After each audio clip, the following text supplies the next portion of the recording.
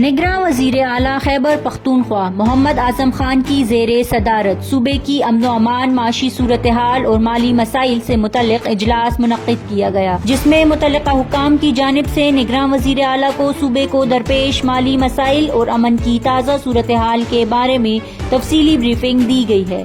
اجلاس میں محمد اعظم خان نے صوبے کو درپیش مالی مسائل اور امن و امان سے متعلق معاملات وزیر اعظم کے ساتھ اٹھانے کا فیصلہ کیا۔ ان کا کہنا تھا کہ اگلے چند دنوں میں وزیر اعظم کے ساتھ ملاقات کر کے یہ ایشوز اٹھائے جائیں گے۔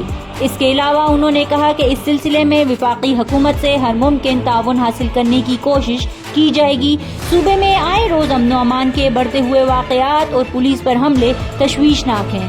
نگراں وزیر اعلیٰ نے کہا کہ صوبے کے معروضی حالات کے تناظر میں پولیس اور سی ٹی ڈی کو مستحکم کرنے اور اسے جدید آلات سے لیس کرنے کے لیے وفاق سے بات کی جائے گی۔ اجلاس میں سابق عوامی نمائندوں، سابق بیوروکریٹس اور دیگر شخصیات کی سیکیورٹی کے لیے پولیس گارڈز کی تعیناتی کے موجودہ نظام پر نظر ثانی کرنے کا بھی فیصلہ کیا گیا، جبکہ متعلقہ حکام کو اس سلسلے میں نئی پالیسی تشکیل کے لیے تجاویز پیش کرنے کی ہدایت بھی کی گئی۔ وزیر اعلیٰ نے کہا کہ جن افراد کو واقعتاً سیکیورٹی کی ضرورت ہوگی انہیں پولیس گارڈز فراہم کیے جائیں گے۔